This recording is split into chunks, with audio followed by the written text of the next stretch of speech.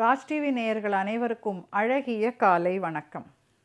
திருக்குறள் உலக பொதுமறை, நம்மளுடைய பெருமை மிகு நூல். அது எழுதினவர் திருவள்ளுவர்.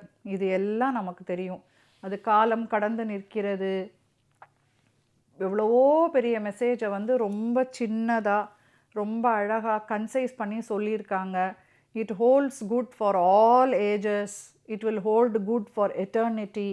அதில் ஆராயப்படாத விஷயங்களே இல்லை. ஒரு கவர்மெண்ட் நடத்துறது எப்படி, ஒரு மேனேஜ்மெண்ட் எப்படி இருக்கணும், இல்லறம் எப்படி இருக்கணும், ரிலேஷன்ஷிப்ஸ் எப்படி இருக்கணும், எவ்வளவோ விஷயங்கள். அடுத்தது எவ்வளவோ லாங்குவேஜஸில் அதை மொழிபெயர்த்துட்டாங்க. நம்ம குட்டி பசங்களுக்கு நாம் தமிழை சொல்லி கொடுக்குறோம் அப்படின்னு சொன்னாலே உடனே திருக்குறள் அப்படிங்கிறது தான் நமக்கு ஞாபகம் வருது. என் புள்ள 1330 குறளும் மனப்பாடமாக சொல்லுவான், என் குழந்தையும் சொல்லுவான்னு நிறைய பெற்றோர்கள் குழந்தைகளை திருக்குறளை மனப்பாடம் பண்ண வச்சு ஒப்பிக்க வைக்கிறாங்க. திருக்குறள் எல்லா வாக்ஸ் ஆஃப் லைஃப்லேயும் இருக்குது. எல்லாருமே திருக்குறள் அப்படின்னா அது தெரிஞ்சுக்கிறோம். ஸோ அதோடைய ஒரிஜின் என்ன, திருக்குறள் நமக்கு எப்படி வந்தது அப்படிங்கிற, நம்ம கைக்கு எப்படி கிடச்சிது அப்படிங்கிற கதையை தான் நாம் இப்போ பார்க்க போகிறோம்.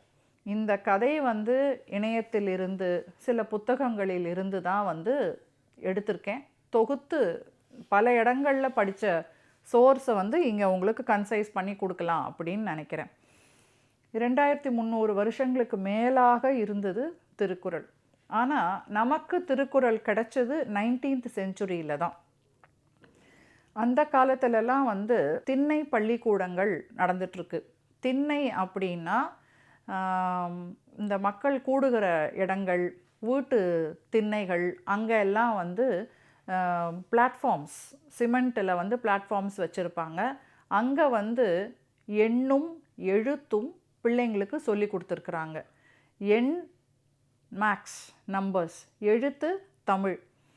அடுத்தது அப்போல்லாம் ப்ரெஸ், பேப்பர் அப்படின்னு இல்லாத காலத்தினால ஓலைச்சுவடிகளில் தான் எல்லாமே அவங்க செஞ்சுருக்காங்க. நம்ம பழங்காலத்தில் இருக்கக்கூடிய சந்தைகள்லாம் ஓலைச்சுவடிகள் இருந்திருக்கு. அதை மக்கள் எம்டி ஓலைச்சுவடிகளும் இருந்திருக்கு, அதையும் வாங்கியிருக்கிறாங்க. எழுதப்பட்ட ஓலைச்சுவடிகளும் இருந்திருக்கு, அதையும் மக்கள் வாங்கி படிச்சிருந்துருக்கிறாங்க.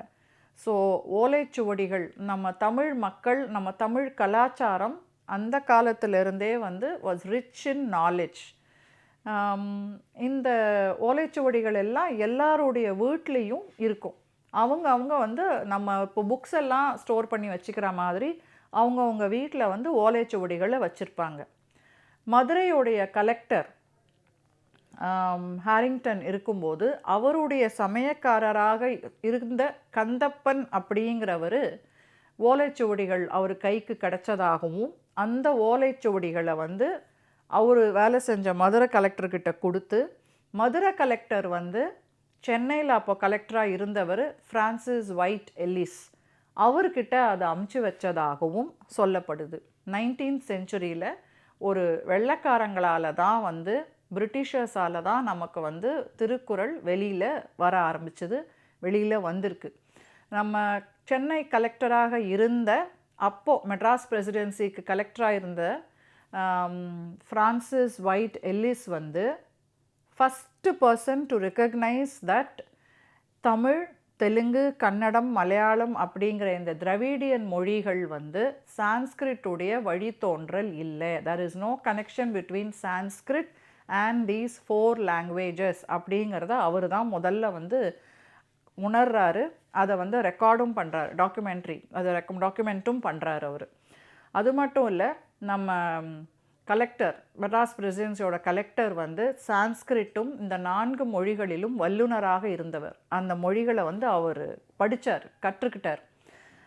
அவருடைய நினைவாக இன்றைக்கும் சென்னையில் ஒயிட்ஸ் ரோடு, எல்லிஸ் ரோடு அப்படின்னு 2 தெருக்கள் இருக்குது. நம்ம கவர்மெண்ட் அவருக்கு செய்கிற மரியாதையாக அவருடைய பெயரை அந்த 2 தெருக்களுக்கும் வச்சுருக்கோம். இப்போது திருக்குறள் வெளியில் வந்தது.